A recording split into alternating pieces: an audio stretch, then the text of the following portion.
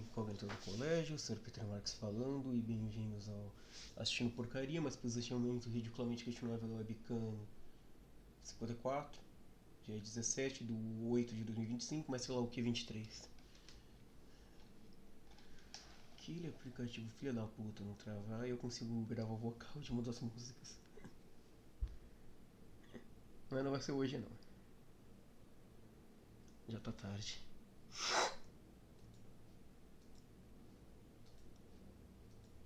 Não, só procurar porcaria pra assistir.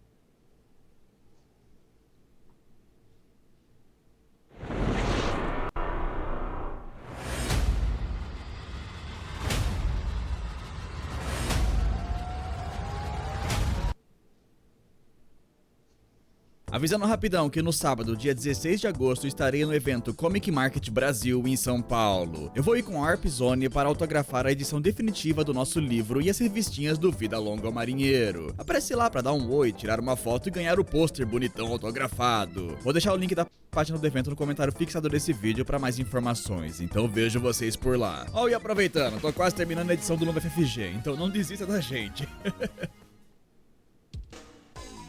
Bem-vindos ao Zerando 64, a série do desafio de zerar todos os jogos do Nintendo 64. Fighters Destiny, um jogo de luta com uma proposta diferente. Ele foi lançado no começo de 98 e zerei ele em live em junho de 2025. Eu lembro de ter jogado isso na época, mas não tinha gostado sem saber explicar o porquê, então vamos tentar descobrir o motivo hoje. O jogo não tem bem uma história, são lutadores lutando e meio que é isso. Os gráficos dele não são ruins, apesar de simples. As lutas rolam em arenas pequenas em cima de um cubo. E então o cenário acaba sendo bem básico, porém ele é essencial para a gameplay, pois derrubar o inimigo do ringue acaba sendo importante. Os personagens até que são bem bonitos, apesar de serem meio genéricos, e as animações deles são a parte mais detalhada do jogo inteiro. Talvez detalhadas demais, pois isso também acrescenta muito delay nos ataques. Não dá pra esmagar botões e esperar que saia combos aleatórios, tem que ter muita estratégia em cada movimento, pois qualquer golpe que você erra, seu personagem fica com muito tempo de recuperação, com uma janela de punição muito grande. O jogo é bem focado em agarrões, e quando alguém cai em um round, já acaba, e o outro jogador ganha um ponto. Isso é algo meio judô ou karatê profissional, não é? Mas gosto dos efeitos especiais dos golpes fortes, que dão uns flash coloridos dependendo da força do ataque, é bem maneiro. E não sei porque quando você acerta alguém voa umas faíscas, parece que os personagens são uns robôs, mas é um efeitinho legal. A performance é perfeita, não sei se é 60 frames, mas chega bem perto e não engasga nunca. Esse é o jogo de luta com a melhor performance no console até agora. As músicas também são bem maneiras, ironicamente a música que mais lembro da época é a do menu principal.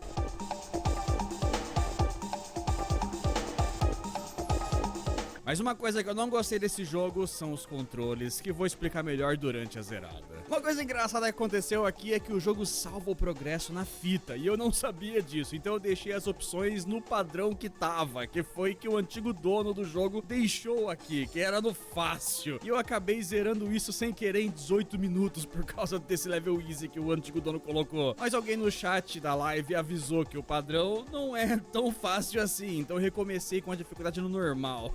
Foi mal aí. Então vamos lá na configuração certa dessa vez. Eu escolhi o ninja com a roupa secundária, pois achei ele maneiro. Mas eu me arrependi na hora dessa escolha, pois ele tem uns golpes meio chatos de fazer. As lutas têm 7 rounds, mas dependendo do jeito que vencemos, ganhamos mais ou menos pontos. Por exemplo, vencer com o especial já te dá 5 rounds vencidos, logo de cara. Ganhei a primeira fazendo um poder que me deu vários pontos e um agarrão, e assim completei os 7 rounds pra vencer a luta. A luta 3 foi contra o Bob, que é brasileiro. Ótimo. Mas a arena dele é no Egito. A Amazônia secou, foi? Essa luta foi complicada, pois ele ficou me agarrando bastante, até eu aprender a fazer o counter de agarrão. Se apertar o A e B junto, quando aparece essa barrinha embaixo, você consegue escapar do agarrão do inimigo. Tanto que na próxima luta até ficou ridículo a gente fazendo o counter do counter do counter do counter. Opa! O louco! Counter do counter do counter. Uau. Nem sei como que eu fiz, mas aconteceu. E na luta 6 contra o Alibaba, sei lá, a arena dele é na Amazônia. Ué, inverteram a fase do brasileiro com a fase do cara árabe? O que aconteceu aqui? Bom, nessa luta o jogo complicou. O bot sempre dá counter dos meus agarrões daqui pra frente, então nem adianta tentar pontos com agarrão mais. E juro que às vezes meus counters não funcionavam, mesmo apertando freneticamente os botões pra dar o counter. Então eu perdi bastante, porém dá pra continuar da onde eu parei sem limite de continues. A única coisa ruim é que eu não posso trocar de personagem, mas é a vida, né? E a próxima luta contra a Mei Ling eu sofri. Nem toda menina chinesa, mas sempre a menina chinesa que é apelona nos jogos, não é mesmo? Ela é bem agressiva, mas deixava muita janela pra eu punir. Porém eu ia quente querendo chutar e o meu boneco dava uns ganchinho curto murcho. Aí eu que acabava sendo punido por isso. Então agora vamos falar dos controles desse jogo que são esquisitos. Ele tem só 2 botões de ataque e não tem muitos combos aqui.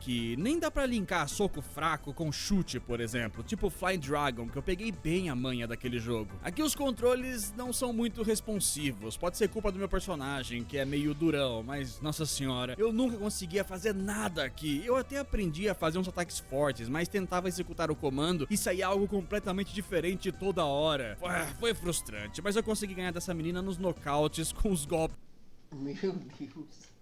Peraí.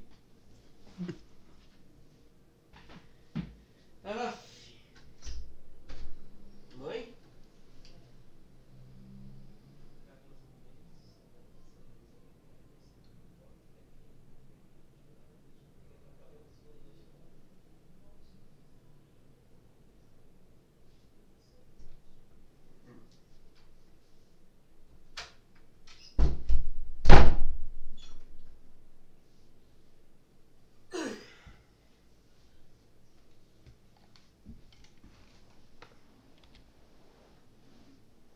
Perdidos que eu fiquei fazendo. Passei as próximas lutas sofrendo com os comandos, sempre dando golpe errado. Pô, não é possível que eu sou tão ruim assim. Eu zerei Mace of the Dark Age e Mortal Kombat, que tem combates super precisos. E também zerei Flying Dragon, improvisando bastante, até aprendendo movimentos avançados, como o Juggle e essas coisas. Então, me respeitem um pouco. Se eu falo que o controle não é bom, é porque o controle realmente não é bom. E a última luta foi contra o Boro, um cara esquisito que parece o Vega do Street Fighter. Eu perdi umas 10 vezes aqui. Pior que o bot nem parece ser tão difícil, pois igual os outros bots, ele dá muita mancada, deixando muita abertura pra punição, e ele também não prevê meus movimentos, lendo meus botões, ainda bem. Eu sofri 100% aqui pelos controles errados desse jogo. Meu boneco parecia que não me obedecia às vezes. Eu fazia o comando certinho do chutão na boca e o ninja dava rasteirinha ou soquinho curto. Consegui ganhar dele sofrendo só nos nocautes, e o último round foi um show de desrespeito. Eu não sabia que tinha escolhido o Charizard do Ash aqui, só me desobedecendo. Mas enfim, eu ganhei com um pouco de sofrimento aí, e do nada já sobe os créditos com musiquinha emocionada.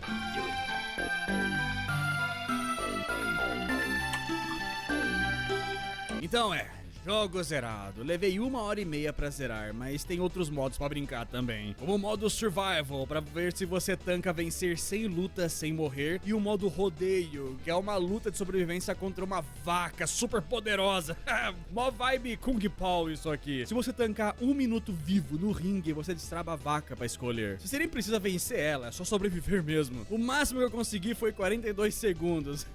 Até que cheguei perto. De qualquer forma, Fighters Destiny recebe a nota final de 6 de 10, com uma medalhinha legal. É um jogo bem bonito, roda super bem e tudo mais, porém não consigo gostar dele pelos controles imprecisos demais. E toda a mecânica dele ser mais focado em agarrões e rings pequenos acaba cansando um pouco. Os bots sempre cortam seus agarrões e te agarram de volta, e os caras caindo do ringue sempre terminam as lutas cedo demais. Até dá pra aumentar o tamanho dos rings nas opções, mas o ring out sempre vai estar presente. Todos os pontos positivos que eu dei pra esse jogo são por causa dos gráficos e performance, mas o resto deixou a desejar, principalmente pelos controles que realmente não obedecem de jeito nenhum. Eu não sei se é por causa do ninja que eu escolhi também, pra falar a verdade, mas não saía um único combo com esse personagem. Eu tentava apertar o A, o B, B, A, frente e trás, e meu personagem fazia maluquices como pular nos inimigos e etc. Não funciona. Meu Deus, por que só 2 botões de ataque? O controle tem muito mais botões que isso. Faz um controle decente. Alguém no chat resumiu muito bem esse jogo. Ele é tipo uma Ferrari sem volante, muito bonito, mas não dá pra controlar. Eu até fiquei decepcionado, pois eu realmente achava que esse jogo seria bom, mas nos controles não ficou legal não.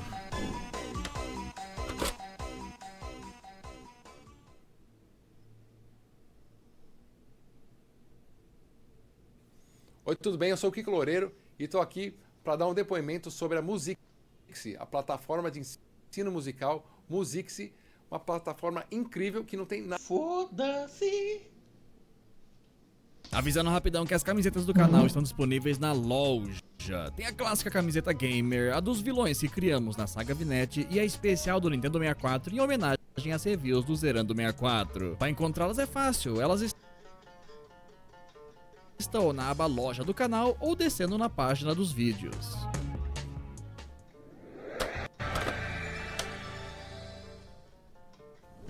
Agora todo mundo levanta, pois vai começar o verdadeiro Jam! NBA in the Zone foi o primeiro jogo de basquete 3D do console feito pela Konami no começo de 98 e eu zerei ele em junho de 2025. Eu acho que eu nunca joguei esse antes, mas por ser da Konami é promissor, pois eles mandam bem com o International Superstar Soccer e os gráficos desse NBA não são nada maus mesmo. A textura da quadra é meio borrada demais e a plateia bem morta, mas os jogadores são bem bonitos. Gostei principalmente do reflexo dos jogadores na quadra. Se segura aí porque o Ray Tracing tá ligado. E a performance é super estável, mesmo com um monte de gente correndo ao mesmo tempo na tela pra todo lado. Os controles também funcionam bem, mas tem o mesmo defeito do International Superstar Soccer, do botão de roubar a bola ser o mesmo botão de jogar ela pra longe. Então não pode ficar macetando o botão de roubar aqui, porque senão você joga a bola na arquibancada. Como todo jogo de esporte, não tem músicas durante o jogo, mas sempre tem uma abertura maluca com música frenética, como de costume. E sério, que esse jogo usa o memory card inteiro pra salvar o arquivo? Qual é? É só um jogo de basquete, pelo amor de Deus. Bom, nas opções eu deixei a dificuldade no padrão, que é o Enjoy. Isso é o quê? O fácil, normal? Sei lá. E pra zerar eu fui no Playoffs, que ainda posso diminuir a quantidade e duração dos jogos. Eu escolhi tudo o menor possível e fui com o time do Chicago Bulls, pois tem o lendário Rodman, que me salvou no último jogo de basquete que eu zerei no desafio. E, ups, eu já comecei na semifinal. Ok, no começo eu achei que tinha exagerado encurtando demais o campeonato, mas ainda bem que eu diminuí tudo. Esse jogo é bem enrolado. Acho que é o normal de basquete, que é um jogo mais rápido e os times marcam quase 100 pontos cada. E como o relógio para a cada cesta que fazemos, isso faz as partidas durar quase 30 minutos. Que os caras estão cestando a cada 2 segundos aqui. Apesar que eu também fiquei muito tempo brincando com a câmera do replay, então não é à toa que as partidas demoravam tanto.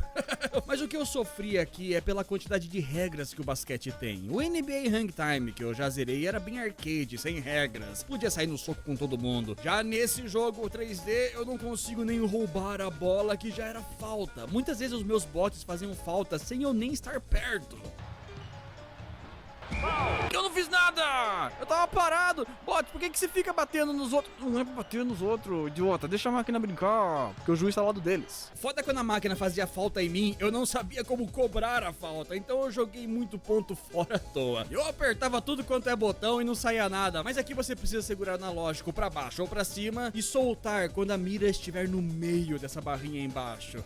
Por causa das faltas e regras ridículas, o jogo acabou ficando pescoço a pescoço o tempo todo. Eu marcava a cesta, depois o bot marcava. Eu marcava de novo e então o bot marcava logo em seguida. Eu apenas deixava a máquina marcar porque nem tinha como impedir mesmo. Tudo que eu fazia dava falta. Mas tudo bem, ganhei a primeira de 64 a 61 pontos, pois fiz algumas cestas a mais de 3 pontos. O segundo jogo contra o Utah eu perdi por tolice no finalzinho, pois eu errei um arremesso. Mas você pode resetar e tentar de novo. E foi na segunda tentativa dessa partida que eu encontrei o melhor jogador do NBA, o Roster Guard, um jogador sem nome e sem fotinha.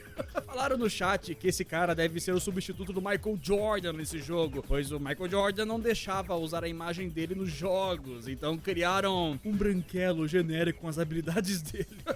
Esse cara devia ir pro Space Jam, pois ele realmente é muito bom. Eu marquei muita cesta de 3 pontos com ele, assim consegui ganhar de 80 a 60 pontos, caramba. O Michael Jordan branquelo salvou o jogo, que bizarro. Isso não é nada a ver da Konami, que bosta. E olha só isso, créditos, mas já. Então isso significa que mais um jogo foi zerado. Esse foi relativamente rápido, levei 1h30 pra zerar, mas ainda bem que coloquei só 2 partidas, 1h30 só de 2 jogos. Se eu tivesse colocado mais que isso levaria 10 horas fácil, por ser um jogo bem demorado. Mas NBA in the Zone 98 recebe a nota positiva de 7 de 10 com a medalha legal. Fazer o que, né? Isso promete ser um jogo de basquete e ele realmente é um jogo de basquete, ele cumpre o prometido. Ele teve muito ponto positivo pelos gráficos e performance e os controles que funcionam bem depois que você aprende. Pra falar a verdade, não sei o que ele precisaria pra ser melhor. Talvez resolução melhor, mais detalhes na quadra ou Michael Jordan mais fiel no jogo, né? A única coisa que aprendi com esse jogo é que nos próximos basquetes eu vou desligar as regras pra deixar o jogo mais maleável e maluquinho, com gente se batendo pra todo lado. Então o próximo basquete vai virar uma partida de boxe. Vai ser soco, beijo na boca pra todo lado. Vai ser maravilhoso.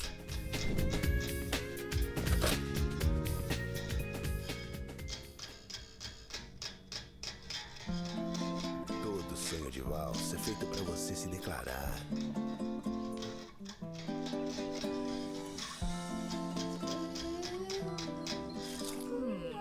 Declare-se com sonho de valsa.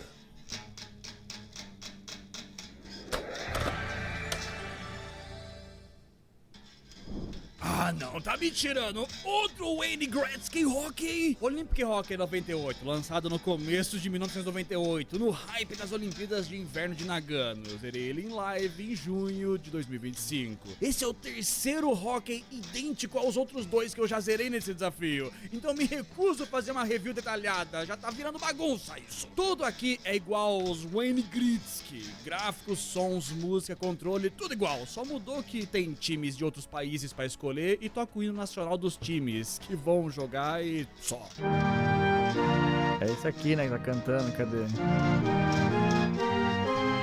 Irônico que esse é o primeiro jogo da Treyarch que fazem Call of Duty hoje em dia. Ele já tava no treinamento pra fazer só jogo repetido.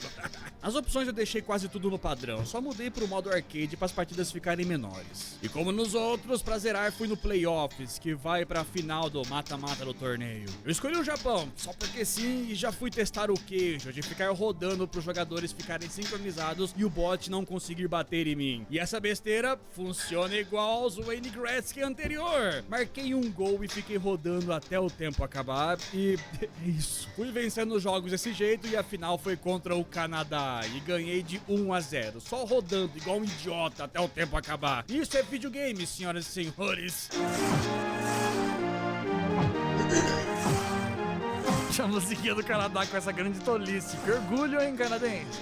O bom de marcar um gol só é que o relógio não fica parando pra gente assistir a comemoração dos jogadores, então isso foi bem rápido. Com isso, o Japão ganhou a medalha de ouro e uou! E essa animação das medalhas saindo do chão? Pô, botaram o animador pra trabalhar aqui, fazendo algo diferente nesse jogo? Coitado, é o único empregado da empresa que trabalhou nessa merda. Ele não pôde fazer Ctrl-C e Ctrl-V igual o resto dos desenvolvedores.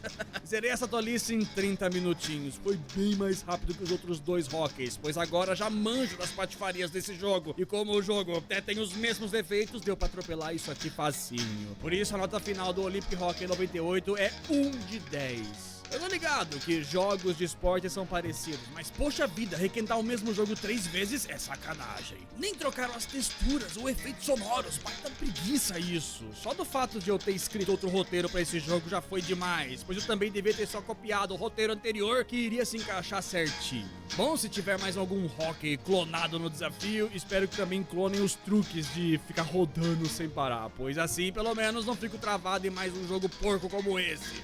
E o próximo review é poder ser um gif animado de tão repetido que tá ficando esses jogos.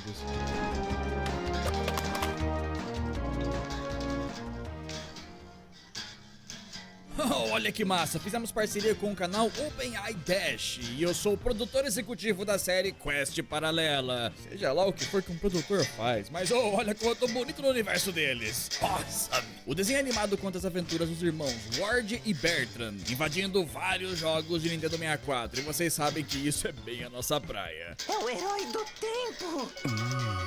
A animação é bem no estilo clássico dos anos 90, cheio de referências de jogos e um elenco de dubladores de peso. Kokiri, maravilha! E alguns estão redublando personagens que eles já dublaram no passado. Sinais vitais estáveis. Não vou soltar, não, de jeito nenhum. É isso sim que é voz de Mario. Eu não vou pular. Assista o desenho agora mesmo no YouTube, no link do comentário fixado desse vídeo, e fique ligado nas novidades dos novos dubladores famosos e episódios. Ou até em participações minhas por lá. Nunca se sabe, pois eu posso aparecer lá no fundo a qualquer momento. Mas de qualquer forma, espero que vocês gostem da animação.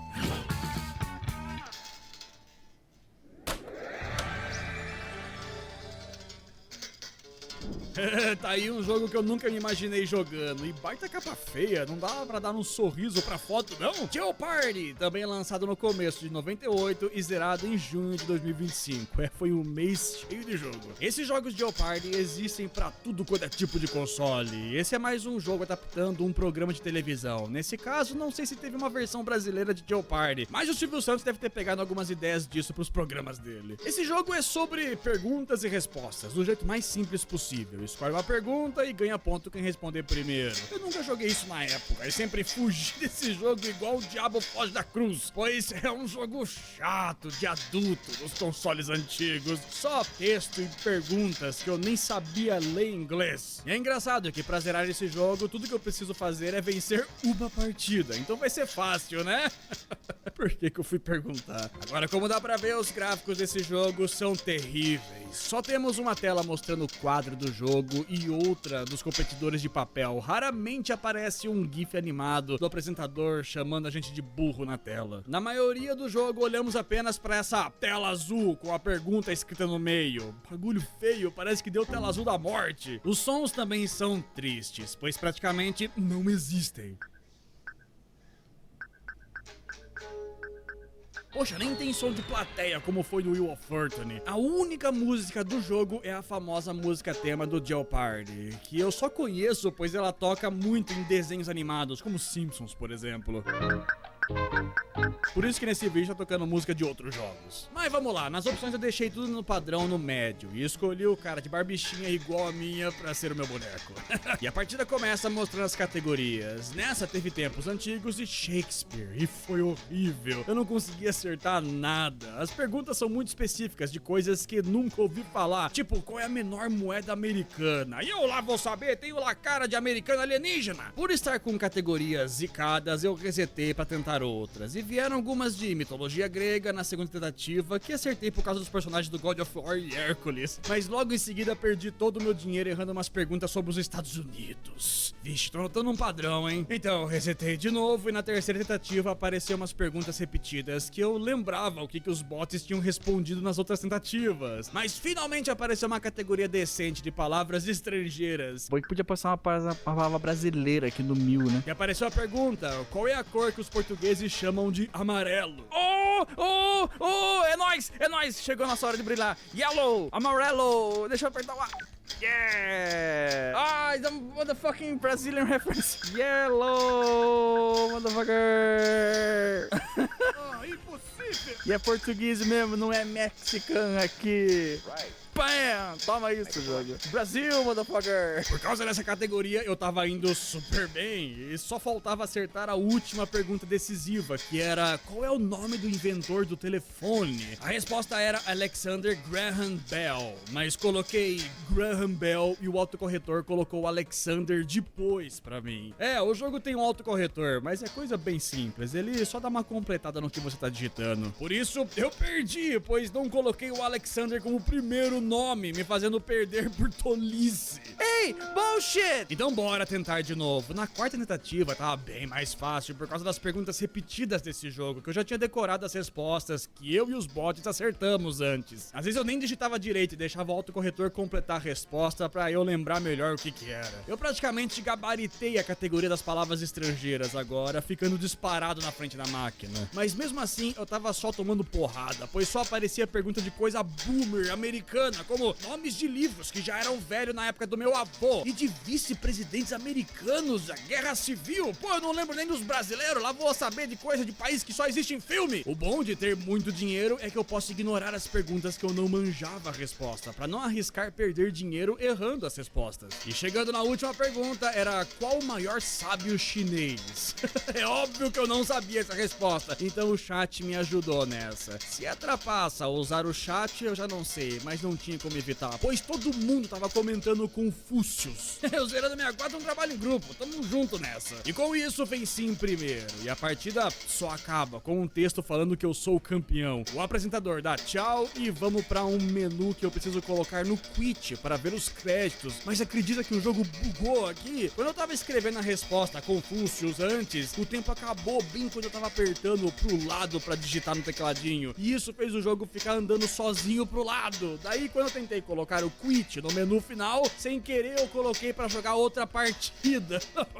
Que jogo fodido. Ah, mas tudo bem, eu deixei o jogo jogando sozinho e fui no banheiro e etc. E deixei o bot ganhar pra colocar no quit no final, só pra ver os créditos. E jogo zerado. Levei 1 hora e 50 minutos pra zerar, mas dava pra ter sido feito em muito menos tempo, pois tive que tentar 4 vezes. Uma partida dura uns 20 minutinhos só. E é por isso que Jeopardy recebe a nota 2 de 10.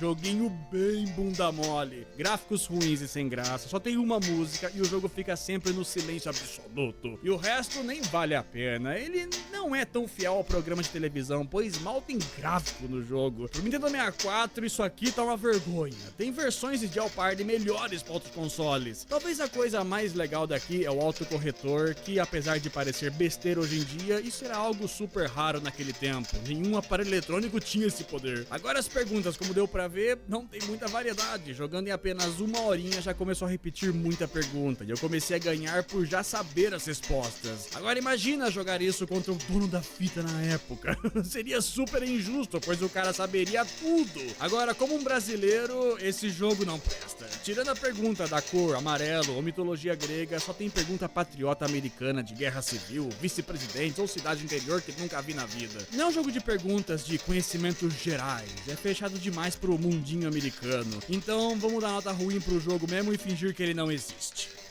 E esses foram os últimos jogos zerados no desafio. Por causa do hockey deu pra fazer 4 jogos desse vídeo. Então dê o like se você gostou do vídeo, pois ajuda demais. E se inscreva no canal se acaso não for inscrito. E assista a série Zerando 64 pela playlist com todos os vídeos organizados em ordem de lançamento, pra você maratonar gostoso até enjoar da minha voz arranhada de moleque aos 30 anos.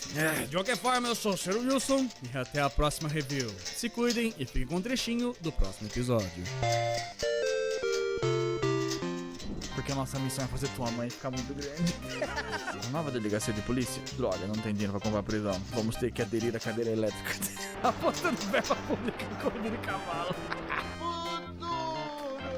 Do nada virou um dating sim. Bom, tem sim no nome. Meu Deus, tá acontecendo? Eu sou um baita prefeito, mano. Pô, agora tá destruindo a cidade. Não tem bombeiro que tanca um troço desse. Cara, não para. Olha. Mano, é game over essa porra atacar a cidade.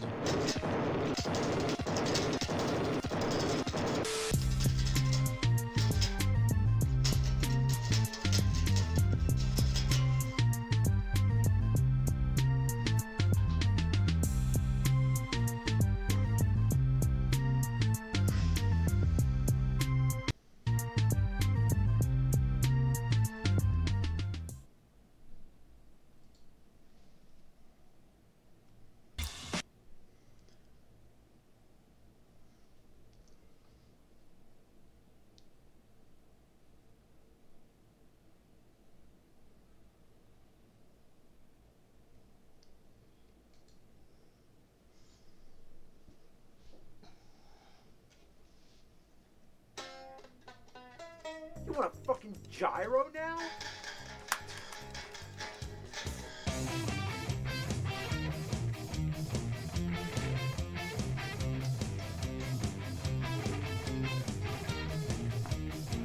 Here's your damn gyro. You idiot.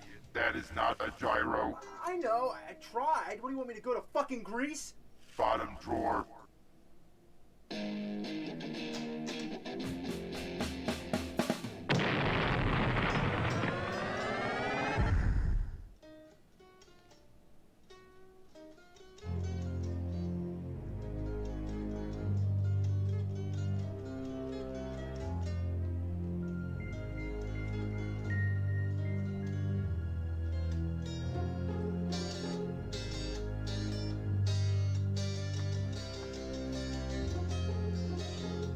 What's the difference?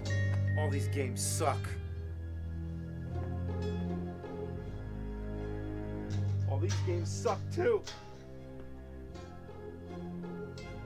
I'm surrounded by filth. Might as well just cover my walls in shit. I'm living in shit. Fucking video games. We wasted so many hours of human life with this vile crap. We failed in our existence when we were cursed with the technology to invent such horrible mind-rotting catastrophes. We were better in the fucking medieval times. I wish we were just sitting on a riverbank playing with fucking rocks.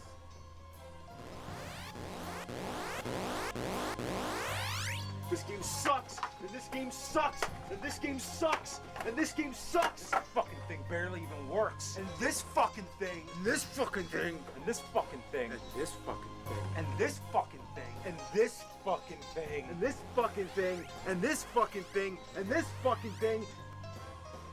I don't like them. Well, what are we gonna play this time?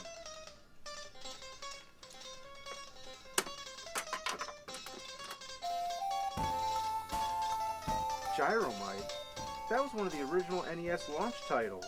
Yeah, like Duck Hunt, Excite Bike, and Super Mario Brothers. All the initial classics. Let's try it out. Robot Gyro? Well, that's a good sign when the title of the game isn't the same as on the fucking cover.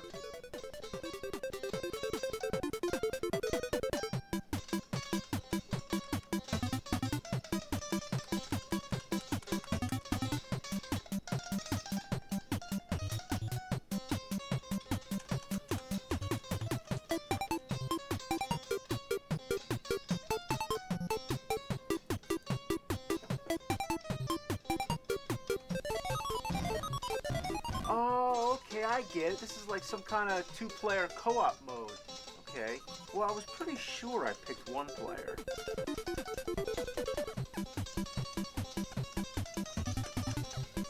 I did. The one-player mode is a two-player game. The first player controls the professor, and the second player controls the gates. You both gotta work together.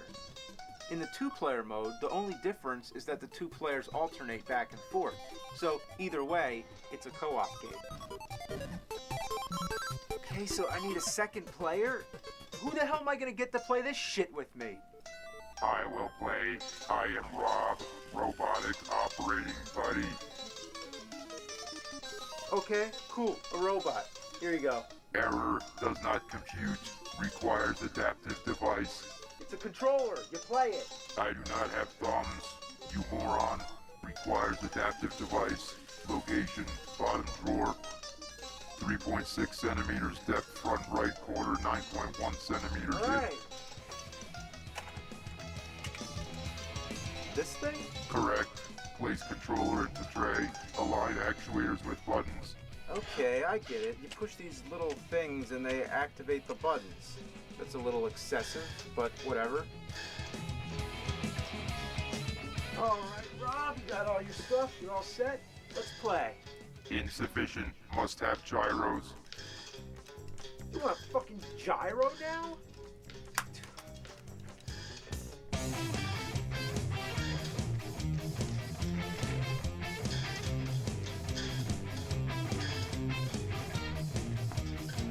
Here's your damn gyro. You idiot.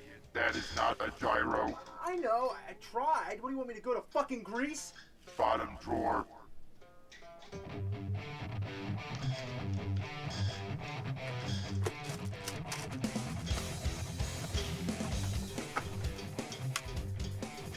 Okay, so these are the gyros. In other words, spinning tops. They come with a spinner, which takes a D battery. On top of the 4 AA's you'll need for Rob. When you place a gyro on the spinner, it does just that. It spins. Man, does this thing spin. You probably sharpen a pencil on it.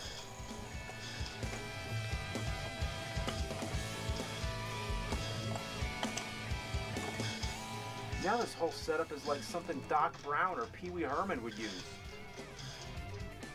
You ready now, Rob? You happy? You got enough shit to work with? Affirmative. Affirmative your ass! Let's play!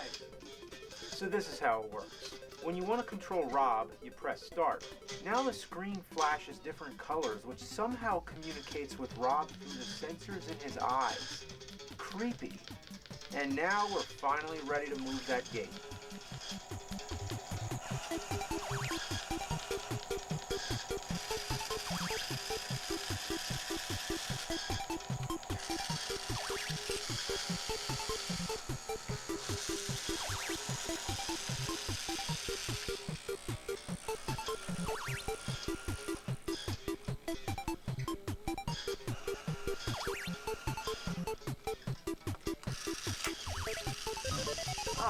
Finally!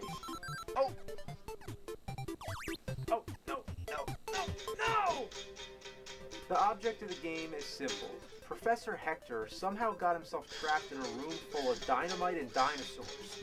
Man, he really fucked up. Supposedly, these dinosaurs or whatever are called smicks.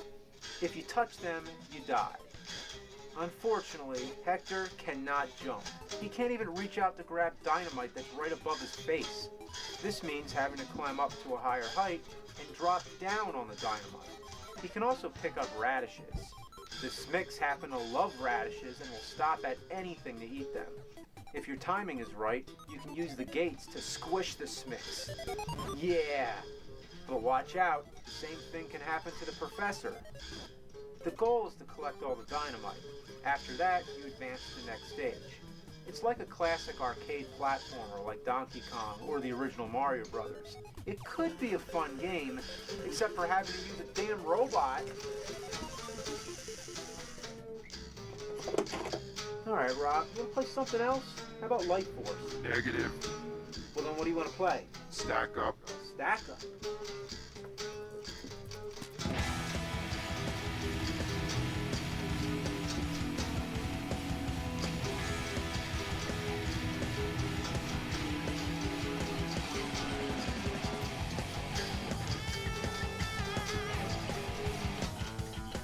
Sure about this, Rob?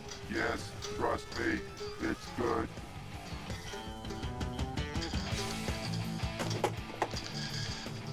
Robot block? What's with the alternate titles?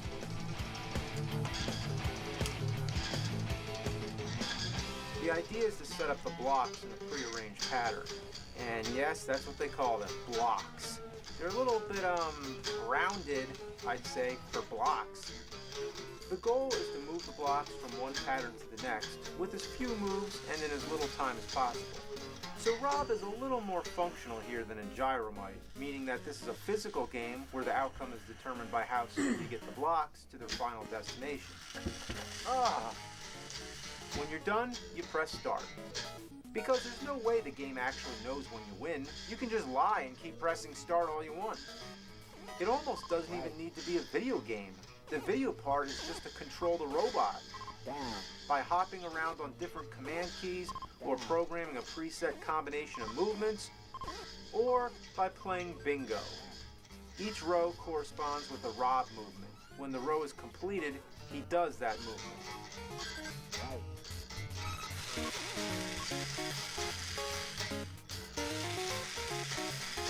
Why do I have to control a professor in a game to control a robot? Why can't I just control the robot myself? That'd be a lot easier, right?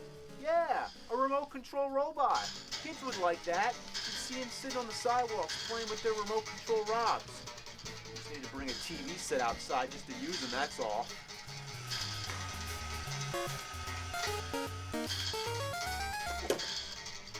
All right, Rob, let's play something different. Oh, how about Contra? Negative. No? How about Bubble Bobble? That's a great two-player game. Negative. Well, then what do you want to play? Gyromite. Gyromite? Well, we already played that. Let's pick something different. Stack up. Those can't be the only two games you play. How about Double Dragon 2 or Dr. Mario? Family Feud? Does not compute. Must be Gyromite or Stack Up. Oh, come on, Rob. You come over and all you want to play are the same two games. Look, I got this whole shelf, both sides, nearly 800 NES games. Gyromite or Stack Up.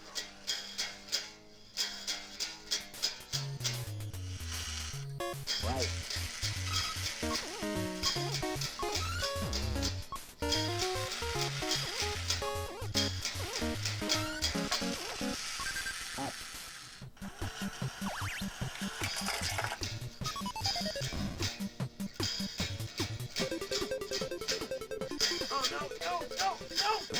Fuck!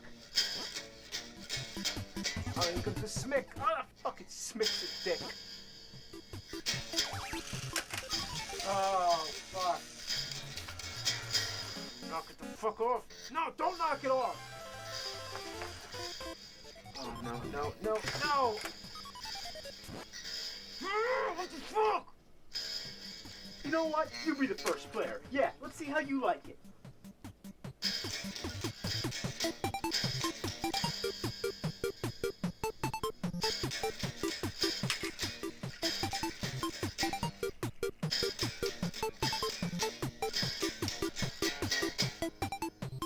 Yeah, ain't that fun? How you like that? Robo fuckers like a piece of shit? The hell with Rob. I'm playing by myself. All because you need two controllers. You know what? I'll just play with my feet.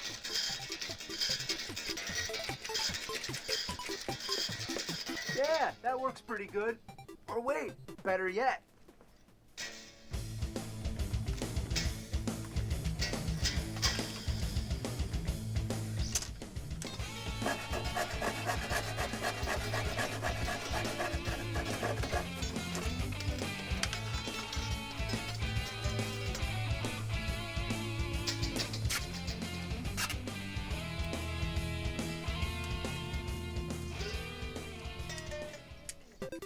Yeah, you like my new invention? I call it the Gyromite controller.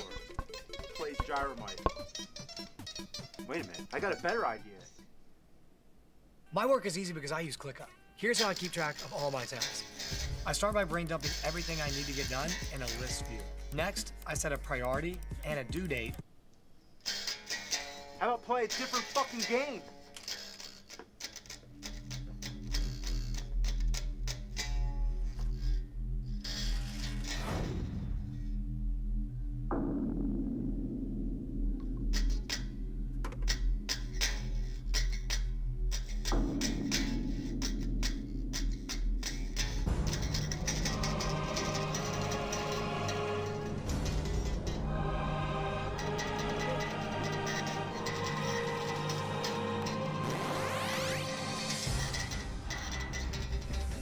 You're doing this, you cybernetic shit sucker!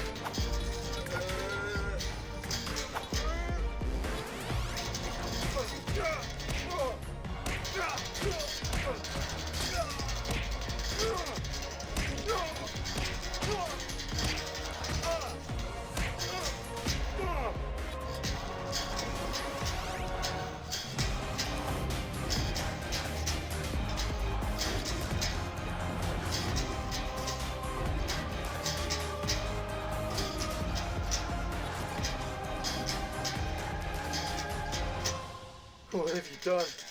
prime objective. Eliminate all games that don't meet criteria. Criteria equals gyromite and stack up. Prime objective complete. No more inferior games. No more long passwords.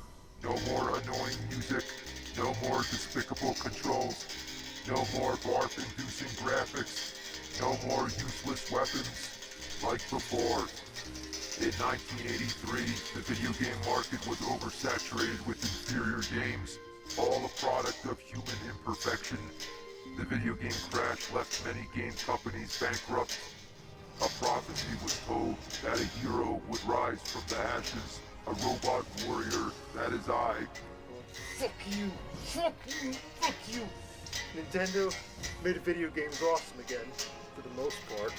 But I don't think Nintendo's success had anything to do with you. Be quiet. You are a biological unit with insufficient intellect to make that determination. You're no hero. This is my hero.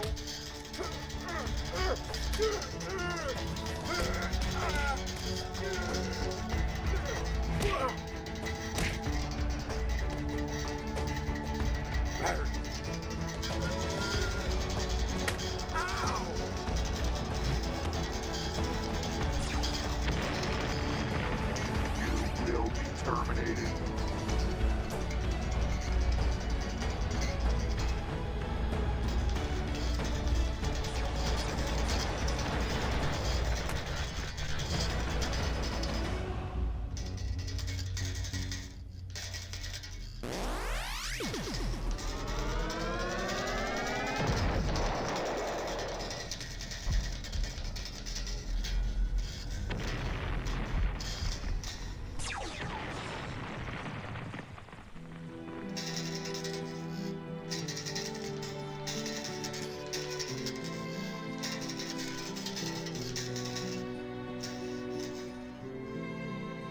No more shitty games. No more Karate Kid.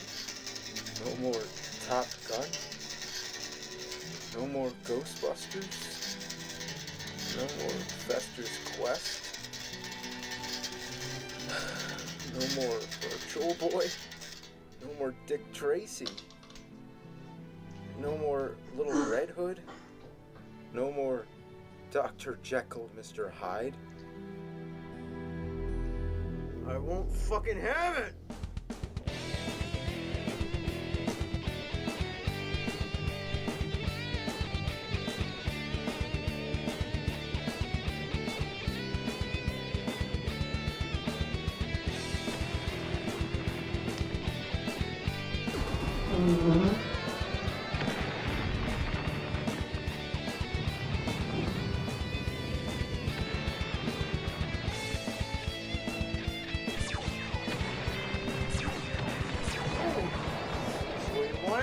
That's the way you're gonna get it.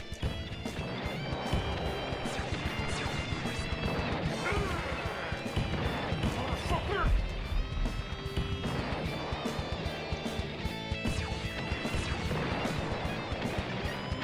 Yeah!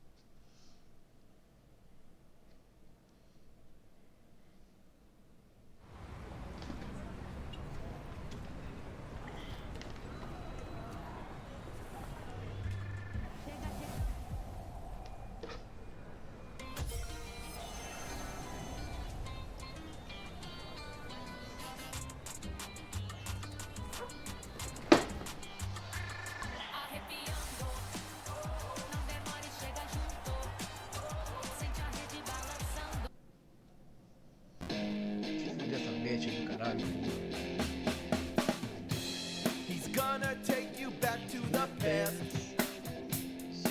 play the shitty games that suck ass. He'd rather have a buffalo take a diarrhea dump in his ear. He'd rather eat the rotten asshole of a roadkill skunk and down it with beer. He's the angriest gamer you've ever heard. He's the angry Nintendo nerd. He's the angry Atari Sega nerd. He's the angry video game nerd.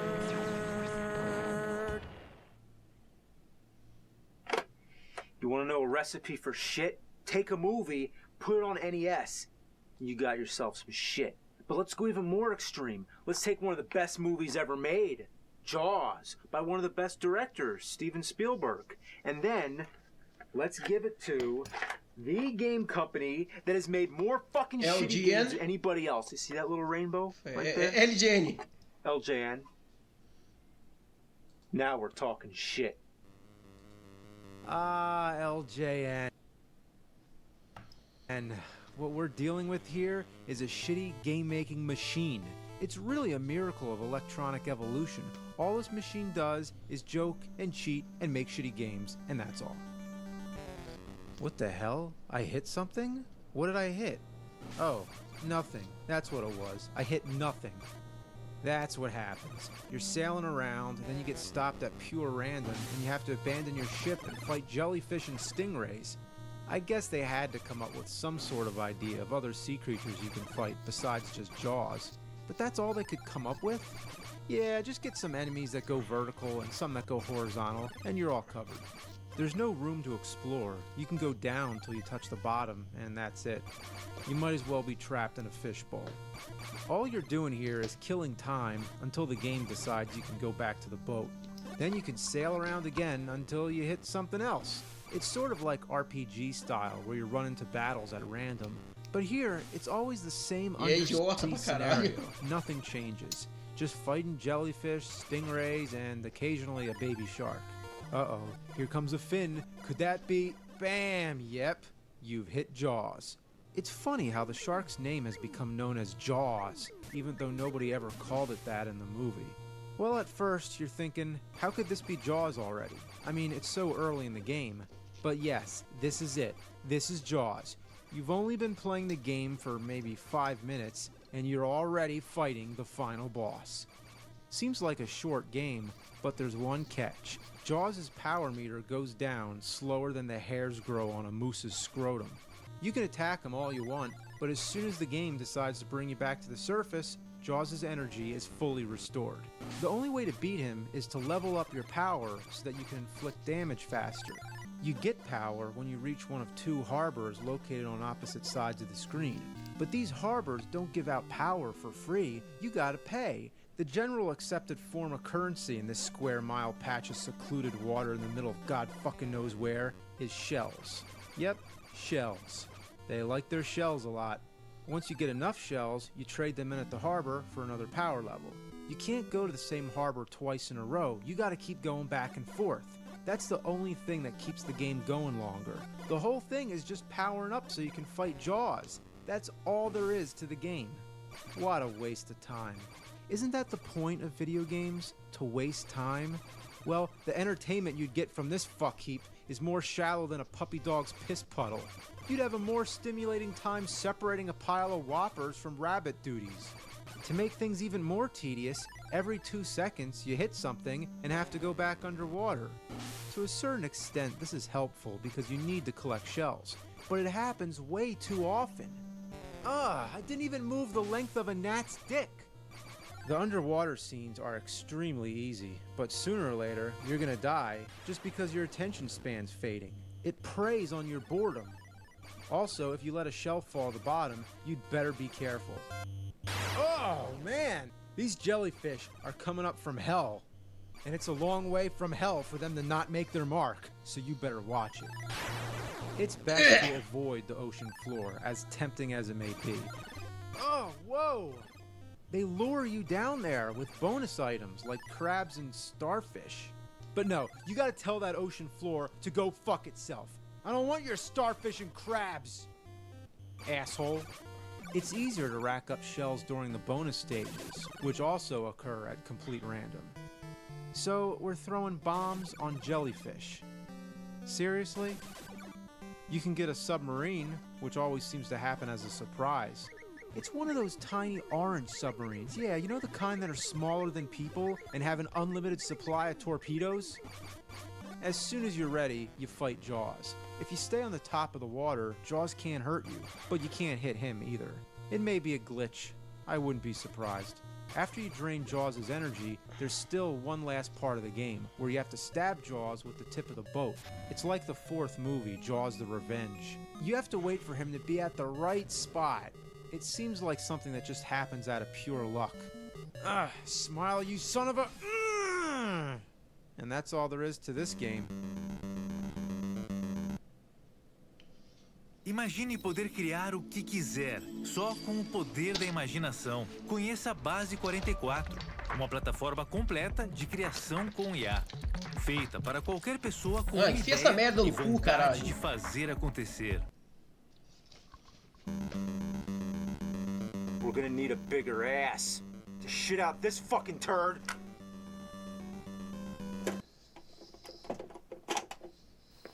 Never playing this game again. I would just throw it into the sea.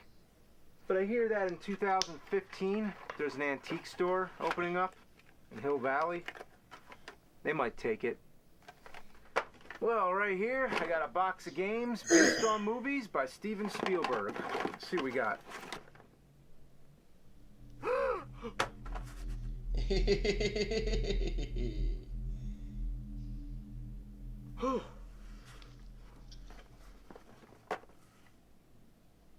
Looky, looky, I got hooky. Yeah, they made a game of Hook. You may or may not like the movie, but you probably wouldn't say it's one of Spielberg's best. In a fair world, that might balance out and mean the game is half decent. But no, life isn't fair. Isn't that fun, trying to read text with a fairy flying in the way? Get the fuck out of the way, Tinkerbell! All I can read is, by collecting food, Thudbutt has explosive results. Sim.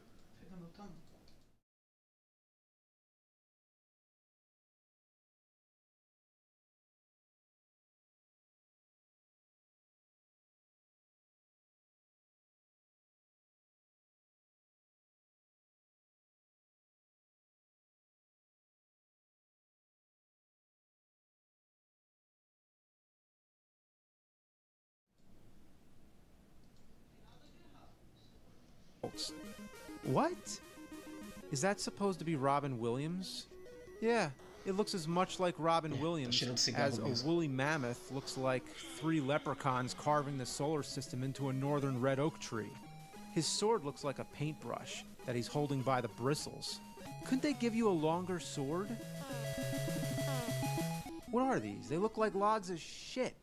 Yeah, shit. It's getting old, I know.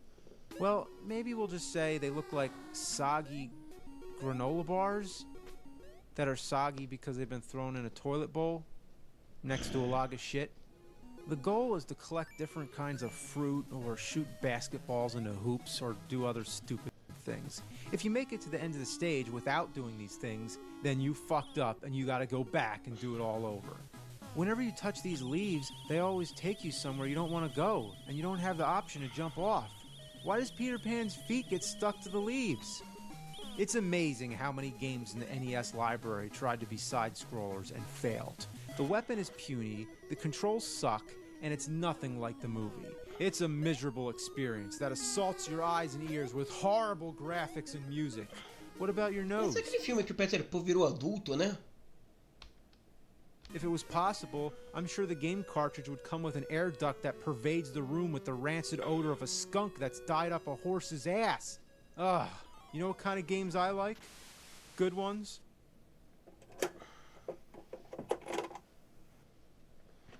Alright, let's play another game. Let's see what we got.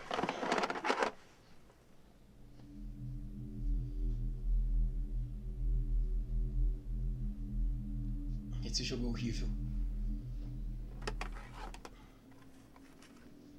Super Schindler's List 3D? What? Nah, just kidding. It's Jurassic Park. Hold on to your butts. Vai. Well, the difícil, graphics caralho. aren't Nossa. bad. The dinosaurs on the menu screen, on the continue screen, and in the game all look good. But the ground lacks texture and is only a few shades darker than what you'd call puke green. And who are you playing as? Smokey Bear? Dark Well, that's Puke pretty Green. scary. Verde, vômito, escuro. Smokey Bear with a gun? It's one of those where the fuck do I go kind of games. You run around like an idiot collecting eggs, so yes, it's like a big Easter egg hunt with Smokey Bear and dinosaurs. Touching question mark boxes is a gamble. Either they give you health or they kill you. Even the smallest of enemies take multiple hits to kill, and you run out of bullets real easily. Good luck finding any more, the game is real stingy with ammo. Half the time I get lost because I don't realize these are doorways.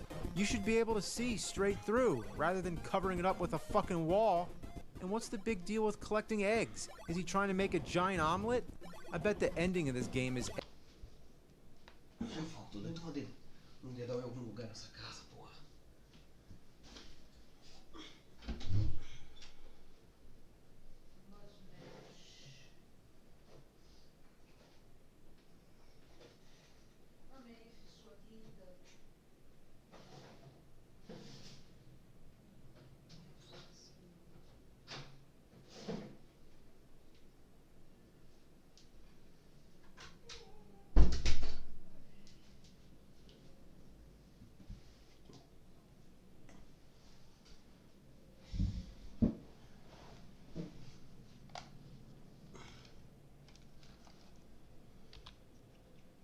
Egghead from Batman saying excellent.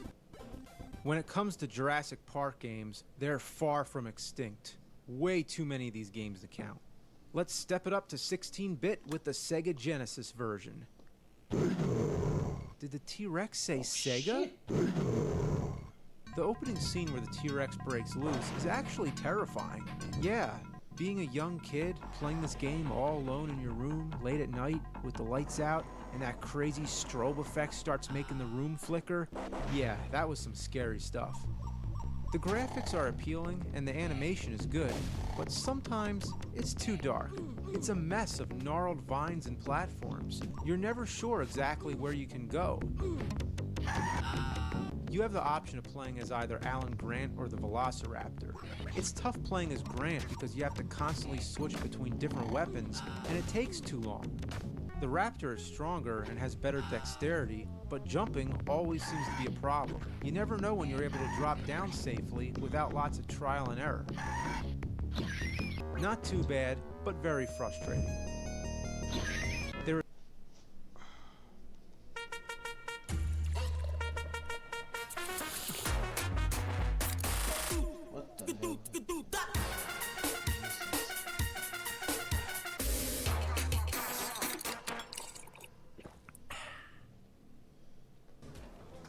Ei, João, que história é essa que quando o contador direto abre um CNPJ para um programador, ele fica 4 meses sem pagar? É verdade. Abrindo um CNPJ com o contador direto, o cliente tem 4 meses de carência antes de começar a pagar. É uma forma que conseguimos ajudar o programador. There is a sequel called the Rampage Edition. Don't you think they should have called it something different? The word edition implies that it's an updated version of the same game, but it's a totally new game. Unlike the other game that had graphics that were dark and dismal, this one's bright and cartoonish. The first screen seems to stretch on for infinity. I don't know where the hell to go, and every time I think I'm getting somewhere, this pterodactyl picks me up and carries me all over the place. Whoa, jeez! Pick the Raptor, because that shit doesn't happen. Wow, that's one gymnastic raptor. The Super NES version is an updated improvement on the NES version. You switch between an overhead view and a first-person view. When I played this as a kid, I thought it was amazing. It wasn't too often back then when you'd see this kind of perspective. I was always interested in virtual reality. I took a refrigerator box and decorated it to look like a futuristic Land Cruiser. I cut a hole for a window and placed it against the TV while playing the game inside the box. It was, yeah, it sucked. I like how you get to hear elevator music. These first-person views are so hard to navigate without any kind of map system. Another thing really annoying on the overhead view is that there's on-screen instructions that keep getting in the way. Couldn't they have put that on the bottom of the screen or in the corner somewhere? It's not a bad game, but there's one serious problem. One fatal flaw that ruins the whole experience. There's no save feature. This is a pretty long game we got here, and you can't save it? You have to beat the whole game in one sitting? What were they thinking? Then we have the sequel, The Chaos Continues. It's a side-scrolling shooter. Looks self-explanatory enough. You just run to the right and shoot anything that moves. But only 15 seconds into the first stage, you run into a dead end. I went back and forth looking for whatever I missed, and then found out that if you hit up in a certain spot, it takes you to another screen. It's like Friday the 13th, where you have to keep going along different paths. But look at this. How was I supposed to know this was a path? There's nothing there. But on the other screen, there's a flashing red arrow. Now I know that would have been more helpful to tell me the first time, so why have arrows on all the paths except the first one? I think I may have the reason. It's hidden behind the bush. You might think, well, no game designer would be stupid enough to put a foreground bush in front of where an arrow is supposed to go. They probably just forgot to put the arrow there. Well, I can prove this, because there are some parts in the game where you can see an arrow going behind the bush. They covered the arrow with a bush! What a total fuck-up. Even after you know about the paths, it's still confusing to navigate. Every screen looks the same, so it's hard to tell where you've already been unless you draw yourself a map. This part, you have to walk into a rock, which takes you to hell. Yep, dinosaurs in hell. And in this stage, all you do is shoot people. People? What is this, Jurassic Park or fucking Contra? Shop smart, shop S-smart. The Sega CD version is a point-and-click game. This is a good game to play if you want to fall asleep or learn dinosaur facts. Compy is one of the all-time smallest dinosaurs, about the size of a coyote, 10 pounds. You click where you want to go, then you see a movie screen and the game automatically takes you there. I would much prefer being able to control myself walking around freely, but instead you have to point and click. Now, I don't have anything against point and click games, I just suck at them. I can't figure out where to go. I've been searching around this room for an hour, and all I can find are locked doors and a crate that I can't open. I found some pliers. Maybe I can use them on the crate? Nope, that doesn't work. Can I use them on the door? Nope, can't do that either. Can't go here, can't go there. Can't do this, can't do that. I suck at these games. The 3DO version is the strangest by far. Who are these people? That's supposed to be Sam Neill? That's supposed to be Jeff Goldblum? They were able to license Jurassic Park but couldn't use images from the movie? What we have here is a bizarre series of minigames. What is this? Space Invaders with Jurassic Park characters? Yeah, shoot all the Dennis Nedrys. Wow, they really came up with good ideas for these minigames. Didn't you always want to be a dinosaur footprint bouncing an egg around? This should be an 80s arcade game, not a cutting-edge 3DO game. Super Glove Ball was better than this shit. There's a driving stage with a vehicle that's impossible to keep under control. One faint tap of the button sends you flying 1,000,000 miles per hour, and there's no brakes. Even the rivers and different terrain don't slow you down. The music and sound effects are beyond god-awful. They're Satan-awful. Is that the Triceratops saying hey? Oh, look at this. You're a tiny microscopic speck flying around in circuit chip land shooting 3.5-inch floppy disks. What does this have to do with Jurassic Park? What were they thinking? Wait a minute. What does it say on the floppy disks? Dump? It says dump? How appropriate. This game is a bunch of anal dump. Sadly, the best part is sort of a rail shooter where you're zapping Dilophosaurs with lasers. There's also a first-person stage where you're running around like a rat in a maze from cardboard cutout raptors.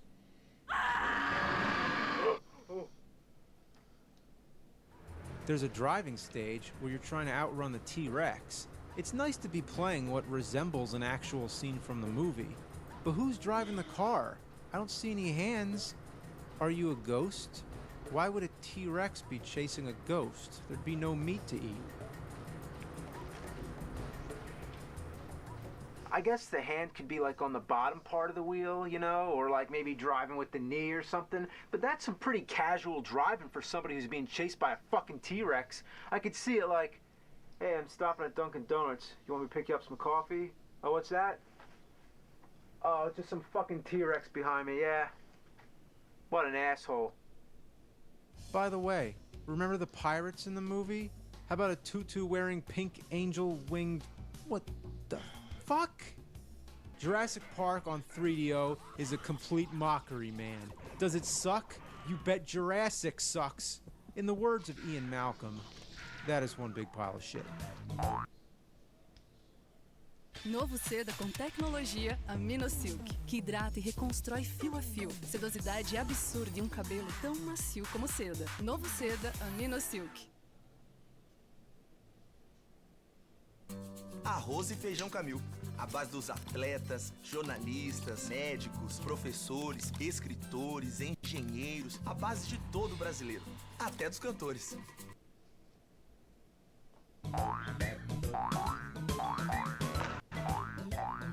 The problem with all these games is that the power to make them doesn't require any discipline.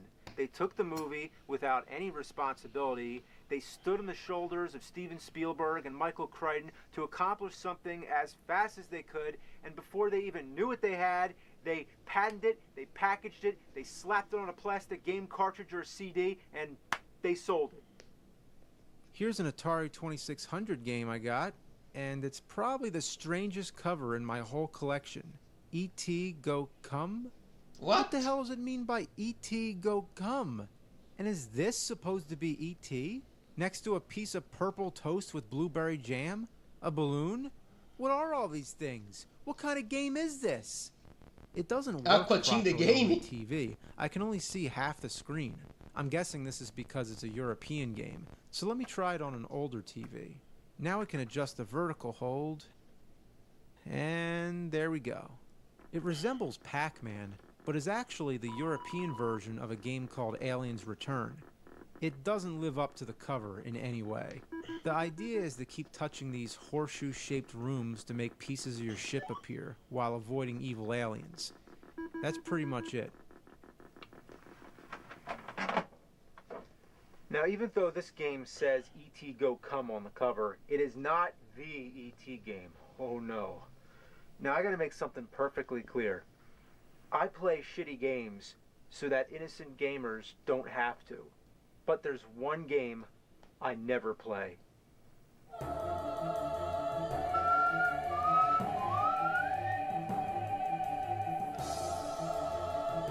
Um dos piores já feitos no mundo.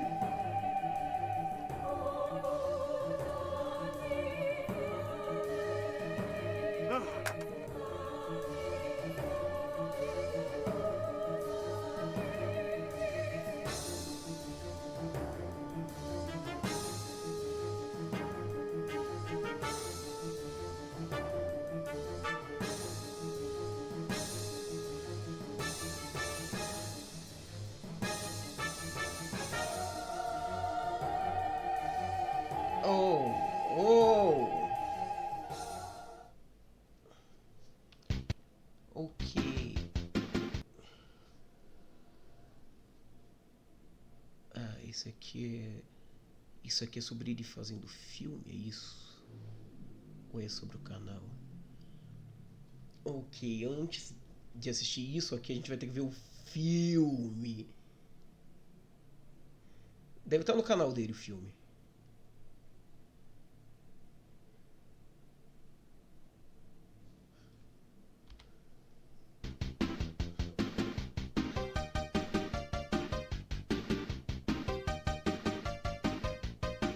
I'm going to talk about what goes into making an AVGN episode. Okay. Now, since day one, fans have expressed genuine interest in what goes into making an episode, and many of you have asked perfectly legit questions on my site, cinemassacre.com. I think one of the reasons I held off on doing this for so long is because I kind of just take for Eu granted that there sei is a que eu lot that tô goes into com making o these negócio videos. do See, for lista me, das I don't really temporadas think salvas no about it lugar no that meu much celular. because I've made over 100 episodes and I've become very Eu vou efficient verificar at isso it. agora. Tipo, So to me, it's clicar aqui no Google, que na Wikipédia tem a lista completa das temporadas.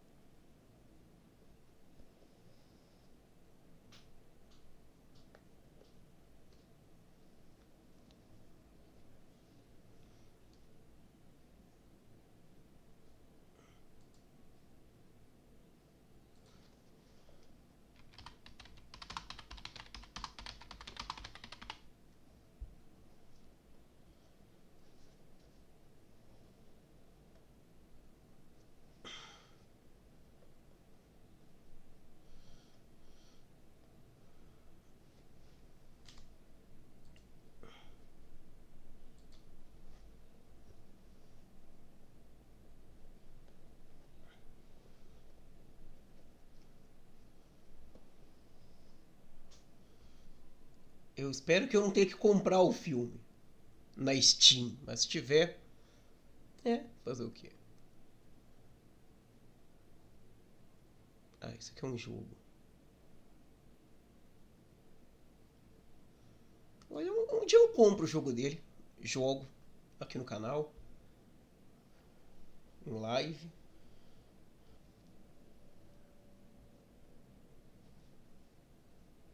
Mas por hora eu vou dar uma olhada na questão aí da lista que eu falei.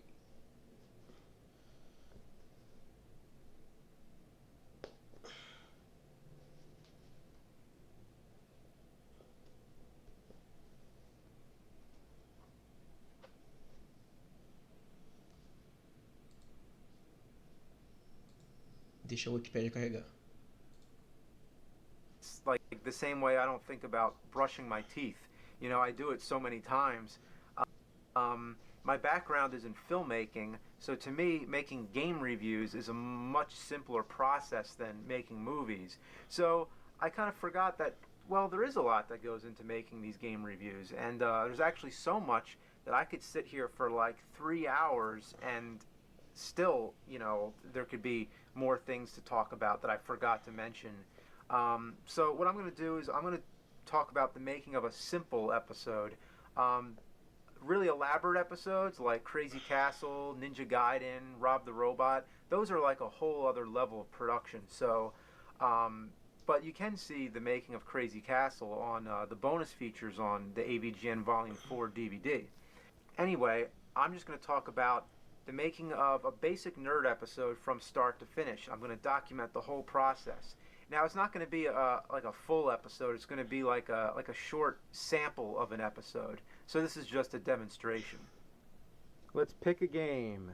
Now, the whole fate of the video, whether it turns out good or not, it all depends on the choice of game. You know, it has to be bad, but it has to have some funny things to say about it and everything. For some reason, the ones that always turn out the best, I think, are the NES games. I don't know why, but it just seems like NES is like my safe zone. Now, there's two kinds of games. There's ones that I remember from my youth, and then there's ones that I just found out about, like the Atari porn games, for example. I didn't know about those when I was a kid. So, I had a hit list, Thank fucking God, you didn't in know the that. beginning, like just Ainda a bem que list ele of all games não I soube desse wanted isso to quando eu era do. criança, caralho, mas... Porra, vai se fuder o Wikipedia. But then there'd be new discoveries that would come along all the time, you know.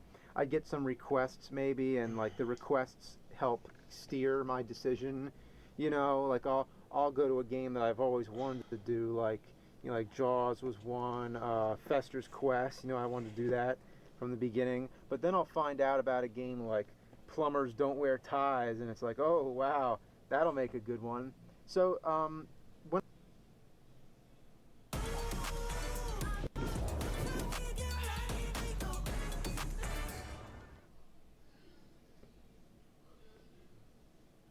when I was doing these like 2 videos a month, like I didn't really have much time to pick a game. I had to, you know, just go to my list and go to the next one that was in line.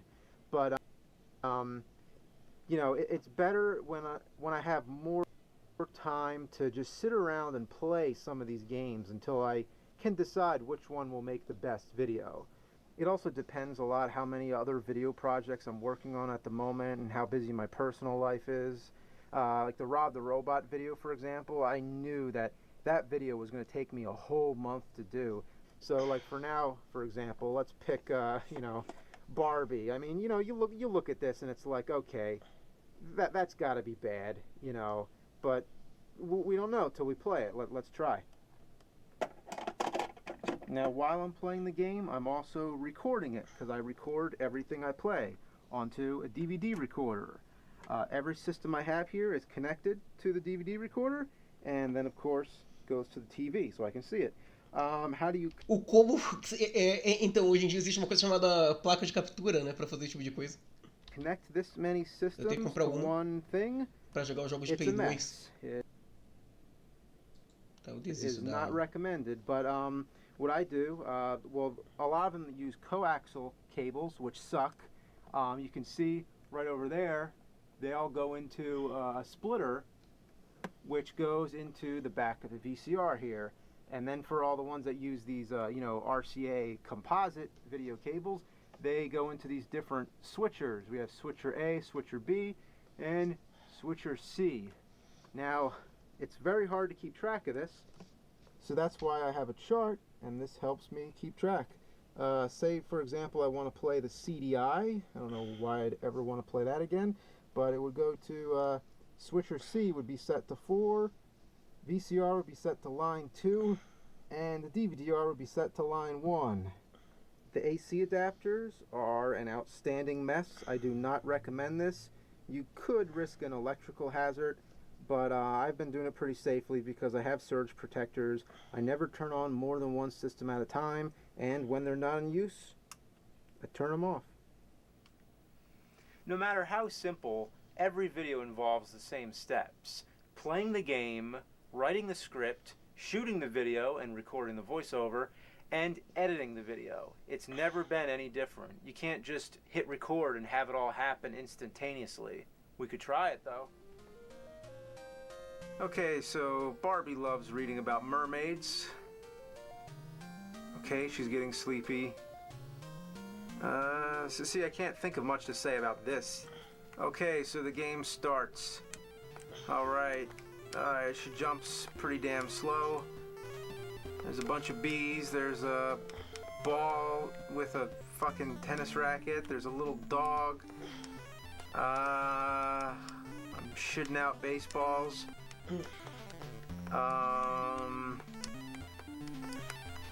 There's Toucan Sam. Can't figure out how to get past the wall. I'm gonna throw a ball to Toucan Sam. Nothing's happening. You see, this game is giving me some possibilities, but I'm not an improv kind of guy, so I can't just run through it like this and spit out creative gold. I gotta go through it and develop it some. So at this point, I'm just trying to decide if I want to use this game or not for the video. And if I don't think it's working out, like, you know, I'll give it like 15 minutes and then I'll turn it off and I'll try something else. If I think, yeah, like this is workable, I can do this, then that's when it goes from casual gaming to making a nerd episode. So this is the point of no return. I'll get out my laptop or a notepad and I'll start writing down notes. What am I writing? Anything I think I might want to use for the video. I come across something in the game and I'm like, oh, I'm going to want to remember that. I write it down. And a lot of times Mike is here and he'll be helping me out write the notes. Sometimes I'll be playing and then he'll be writing the notes, so I don't have to keep pausing and doing double duty. Most of the time it's just me. I'm also writing down the time codes for everything that happens. You can see the time code right on the DVD recorder. It's going to be handy later to be able to find all these parts again, because I might have hours and hours of footage and then I'll just be scanning through to, you know, try to locate this. So writing down the time code and all that, it may seem like a lot of extra work at first, but in the long run, it's going to save a lot of time.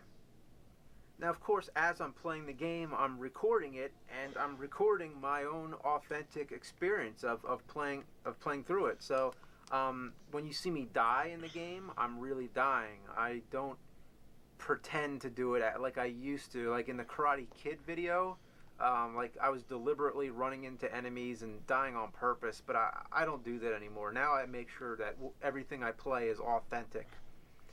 A big question is, how long do I play the game? Well, basically, once I have enough notes and enough material to work with, then the job's done. But I want to feel complete. I don't always have to beat the game, but I want to make sure that I think I found everything in the game that I'm going to want to talk about. You know, and I don't know what that is until I play it.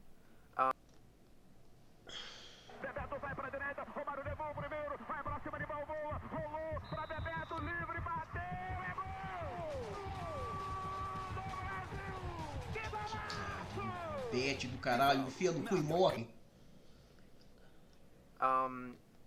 If there's something later in the game, like if I know that there's something at the end that I want to show, sometimes I'll use a password or a code or something, but not very often, because then I'll always regret missing something, you know, down the line. Like in the Ninja Turtle video, I didn't even show the Technodrome, and that was a big part of the game, so I always regretted that later on. So I never want to feel like I'm missing anything. You know, this is all just about playing the game authentic. Like, a lot of people ask, why don't I use emulators? And, like, I know on emulators, from what I understand, there's, like, ways to cheat and, like, skip through the game and stuff. But that's not the point. Like, I need to really play it. And I also just couldn't see myself, like, hunched over at a keyboard playing. Like, no, playing a game is sitting back on a couch with the controller in my hand. This is it. This is the real deal. É, eu jogo no computador. Playing the Então, game is the easiest part. Mas... Now comes writing the script. This is the most unpredictable phase of the whole production because it just depends what kind of mood I'm in. I could just stare at a blank screen and I'm just not feeling creative, and like the ideas just aren't coming. So then usually I have to like distance myself from it for a bit, go work on a different project or do something different. And then other times I'm not even trying, and then the ideas will come when I'm not home or if I'm in bed and I can't go to sleep until I write it down. So the writing process just depends what kind of mood I'm in. So basically what I'm doing here, I'm taking all my notes and I'm putting them all into like categories. I'm just organizing everything so that it's not just constant rambling. It actually has some kind of structure. Like, I'll take all the parts where I'm talking about the graphics and I'll put that all in its own section, and then I'll take all the parts where I'm talking about weird enemies and I'll do the same for that, and I'll kind of structure the whole script so it has like a beginning, a middle, and an end. Any research I need to do on the game, like if I want to talk about the history behind it or anything important that you need to know, I do that now. Like if I want to talk about Barbie, where Barbie came from or something, I do that now. Also talking about the control of the game, like how it plays, like, you know, I don't want to go too in depth because if I describe the game too much, I just start to sound like an instructional manual. You know, I want it to be funny too.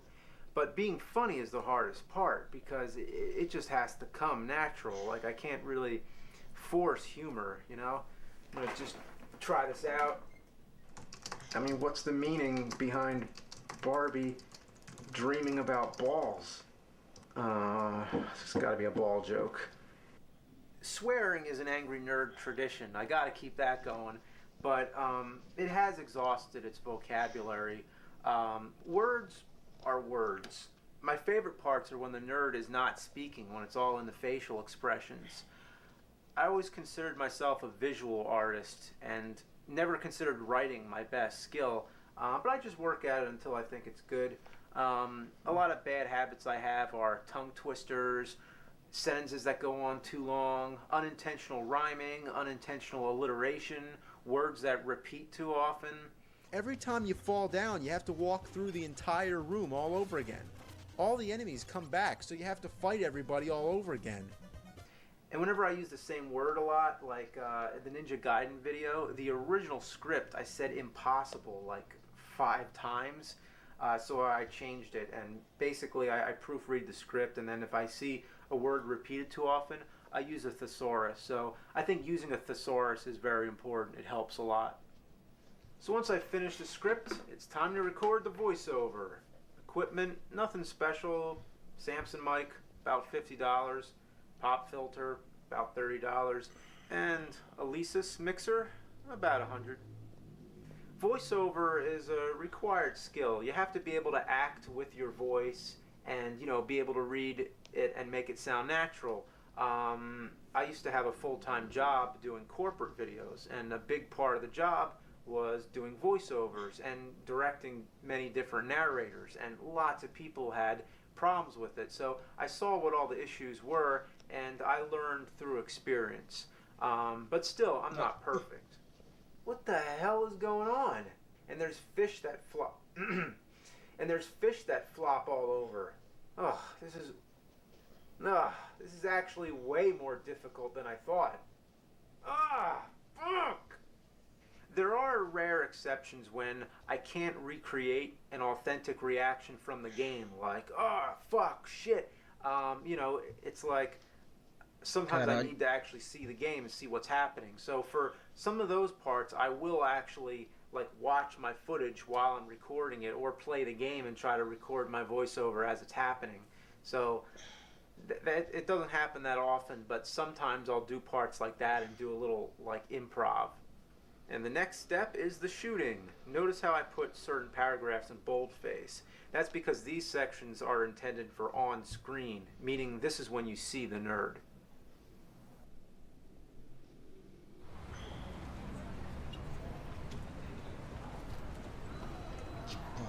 Peste devia ser proibido, buceta! So now it's time to shoot the video. Technically, I could have done the voiceover after the shooting. You know, it doesn't really matter what order I do it in. But as you can see, I have plenty of nerd shirts because they get fucked up all the time. Blood stains, shit stains, missing buttons, whatever. As far as lighting goes, I've used all kinds of different things in the nerd videos. Sometimes something as simple as a desk lamp with a piece of paper to soften it, you know. And I've used the Pro Light here on most of them. So whatever you want to use, just try experimenting. I've used all kinds of different lighting setups in the nerd videos and achieved all kinds of different results. Alright, so now we're set up to shoot some nerd. This is a Sennheiser microphone, about $500. This is my camera. I used to use a Panasonic DVX. I just switched to an HVX, which is what this is.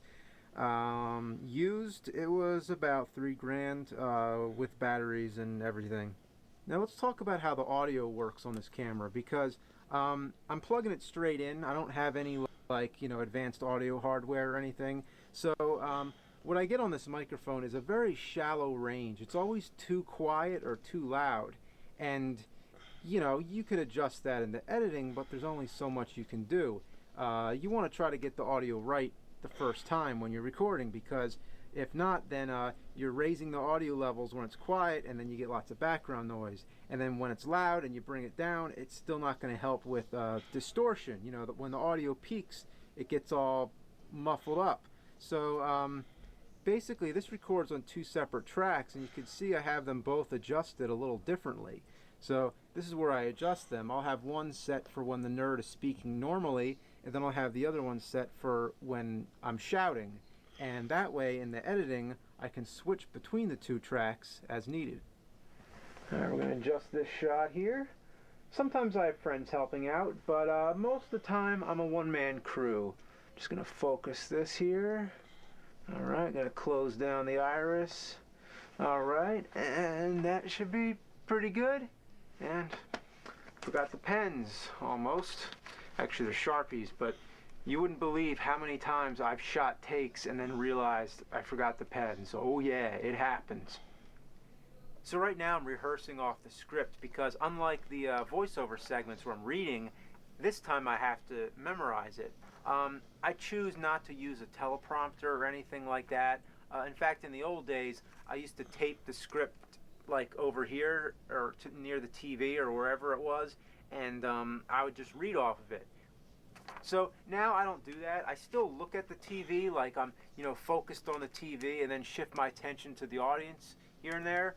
But the script, I just memorize it, and if I do forget some of the lines, I'll give myself freedom to improvise here. So if I come up with something new on the spot, I'll allow myself to do that, to just act in the moment.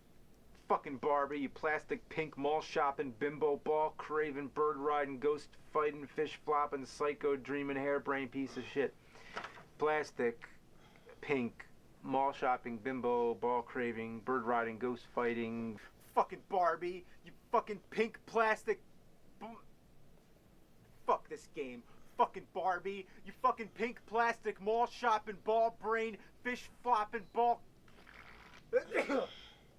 Now I'll get shots of the game cartridge or anything else I need.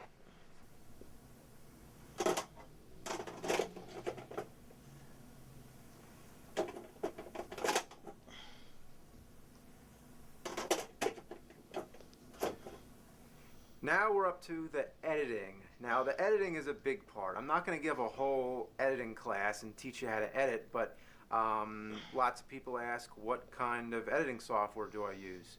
Well, use whatever works for you, but what I use is Final Cut Pro. That's what I've been using for the past 6 years or so.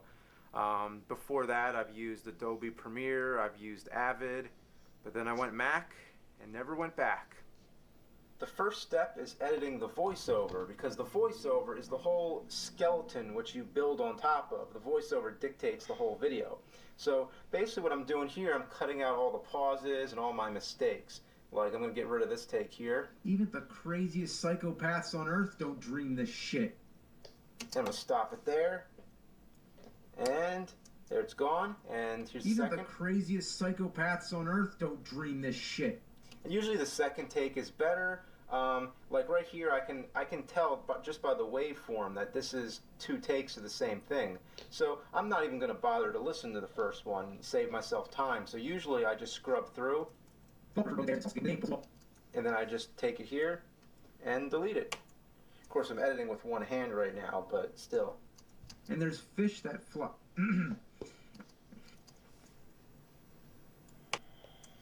Usually once I have the voiceover cut, I'll start to adjust all the parts where I'm like, shouting, like, I want to keep the audio levels consistent. So I'm going to bring it up here when I'm like talking softly, and then when a part comes where I'm like shouting, then I'll bring the volume down, and then here I'm kind of like in between, so I'll like bring it up maybe there, and and that's how it goes. So after I have the voiceover parts all edited, now I'm editing the visual portion. So I'm laying down all the game clips on top of the voiceover to match what I'm talking about. So I'll cut it to the rhythm of my voice so that everything matches up. Let's see what I'm talking about here. There's a puppy dog that's helping her attack evil stockings or something. Okay, so there's a part where like a dog's attacking like a piece of clothing or something. So I could scrub through this footage. Look, where is that part? Where is that? This could be like, say this was a normal situation where I'd have like maybe 2 hours of game footage and maybe even more, like those Zelda CDI videos, like each one of those was 7 hours each. So, it could take a while to find that part again. So that's why the time codes come in handy. So I'll bring up my time codes, and here we go. 1520, I have the dog ate the stocking or whatever. So now I'll go to 1520. Okay, somewhere around here. And there we go. Now, say I make a reference to another game, like I need a clip from, like, just for example, like, say, Terminator, then if I know I already have footage of the Terminator game, or whatever it is I'm looking for, then I'll bring up this list I have here, and this is my archive. This is all the game footage I have recorded. Just goes on and on and on. So this could take forever to find it, so I'll just do a search like this. I'll do Terminator, And there we go. There's my Terminator clips. How do I find it? 559. So these are my archives, these big ass books full of DVDs. So I got the book and page number, book 5 and page 59. And there it is. Like I said, I record every game I play, and it always comes in handy later. Like say I want to show the ending of Super Metroid, that could take a long time to play, but I already have it recorded. In the old days, I used to record on VHS, till I started taking this more serious. If I want to take a clip from a previous nerd episode, like Simon's Quest for the 9 millionth time, I can go on one of my hard drives, and here I have instant access to all nerd episodes. And if I really need some old raw footage, I always have my old mini DV tapes. So once you have all the clips where they're supposed to go, now we start the sound editing.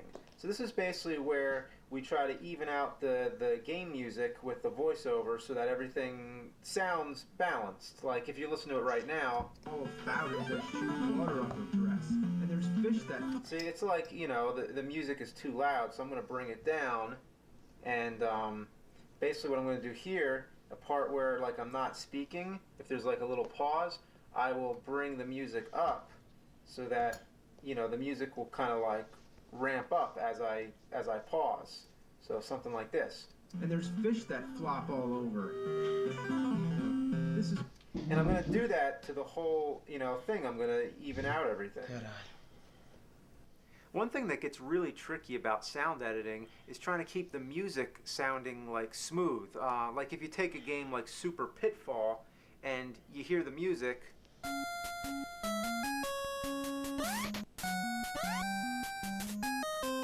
it's awful. It repeats all the time, but you get that melody in your head, and it actually sounds worse when it's edited because then it's all chopped up. Sounds something like this.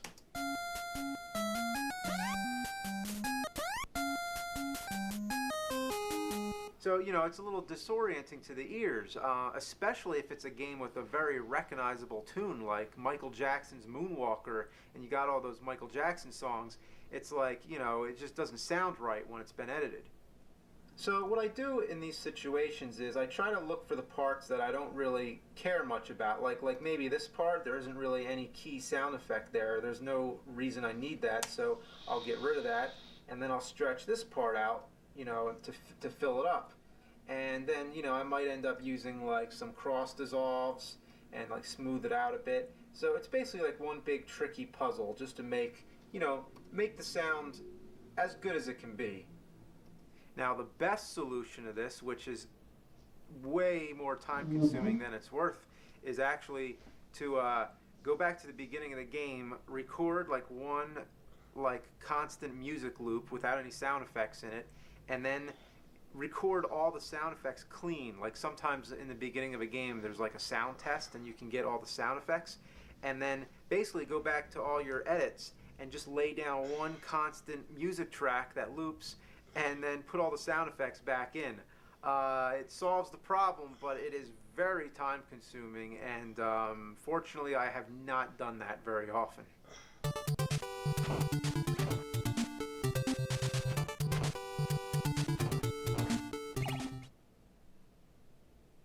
Às vezes, o trabalho pode ficar extremamente complicado, a não ser que você use a Monday.com, uma plataforma de gestão de...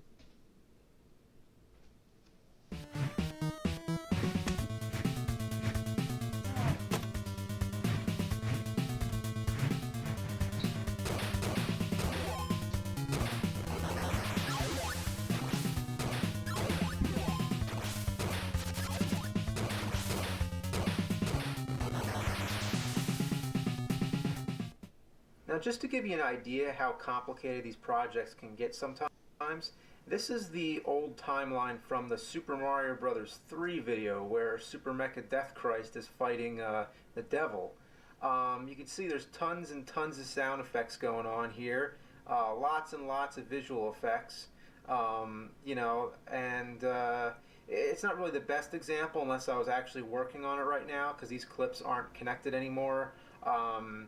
Because it's an old project, but I will tell you a little bit about the visual effects. With effects, Sometimes I'll use After Effects or a program like that, but usually everything I do is just Photoshop and Final Cut. Like, I do all the graphics in Photoshop, and then I do all the animation in Final Cut.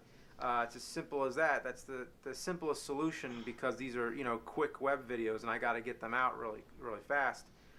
One time, Mike and I were at a bar. We were talking to Dave Willis from Aqua Teen Hunger Force. He's the voice of Meatwad and Carl, and we were asking him about effects, and he said, just do it in Photoshop. And that's something I've lived by ever since. Photoshop is like duct tape. It fixes everything. A lot of times when I shoot videos, I make mistakes. In the Rob episode, for example, I accidentally left the gyros on Rob, but this was before I'm supposed to have the gyros. So I actually had to Photoshop them out frame by frame. I have to decide if it's worth reshooting or not, and usually it's quicker to just do it in Photoshop. Sometimes there's a script in the shot or a boom mic. Parts like these, I don't even have to use Photoshop. I can do it all in Final Cut, just by taking a part of the video that doesn't have it and then lay it on top of the footage. It's seamless and you never notice. Color correction is something that I also got to do. Even though this is less cinematic than a movie, still I got to adjust the colors. The original Silver Surfer video was an example of me forgetting to color correct. The whole video had an orange tone. After everything's done, it's still not done. It's never done when I think it is, because I'll always notice some kind of mistake at the last minute. So usually when I finish these videos, I like to give it some time, go do something else, come back with a fresh mind and look at it. I show it to friends.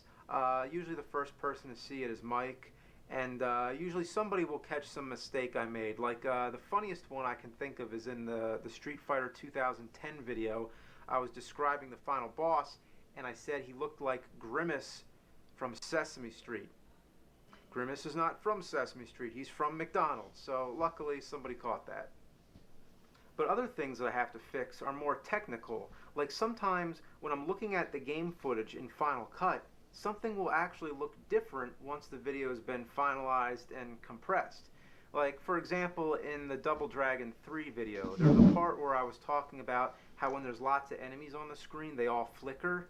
But in the final video, they didn't look that way anymore. So it's strange. And like the Castlevania videos, I remember when the character goes into that post-hit invincibility, you know, when they're flickering, it didn't show up that way. Instead, the character was like invisible and you couldn't even see what was going on. So things like that just look different. There's one where I was talking about a glitch in the game where you can only see the character's head. It was just this like disembodied head. In the final video, you saw the whole body. So it's just something you can't predict. It has to do with like changes in the frame rate or the field dominance or something like that that I can't always pinpoint. So in these situations, I usually just cut those parts. So in a nutshell, that's how a nerd video is made. How long does the whole process take? Well, it depends on the video, it depends on the game, depends on the level of production. I'd say on average, probably 30 to 40 hours for one video. I always keep an hourly log of every video I do just to see how fast I can do. You know, because for me it's kind of like a game, see if I could beat my record. The Dragon's Lair video, for example, was one of the shorter ones. That one took only 16 hours. The Rob the Robot video, now that one took 122 and a half hours. While I was editing the effects for the Rob video, while I was animating all those lasers and shit, I had time to actually listen to every one of these Iron Maiden CDs, plus the live albums. That's how long it took. I'm always listening to music when I edit, unless it's involving voiceover or any kind of audio. Music is the only thing that keeps me sane. Well, that's pretty much it. The hardest thing about making the videos is just finding time to make them, trying to balance them with my personal life, because I have so much other crap going on. It's hard not to be distracted by other things all the time. Like, say the video takes 40 hours to make, I might only get 3 hours a day to work on it. So there's no easy shortcuts. It's a time-consuming procedure, but it's nice to know that so many people are watching. So thank you for making it worthwhile. I know there's a lot of other questions that, you know, I could address, so if you have any other questions, questions, just leave them on my site in the comment section on cinemaster.com underneath the video, and maybe I'll do another Q&A of some form later and address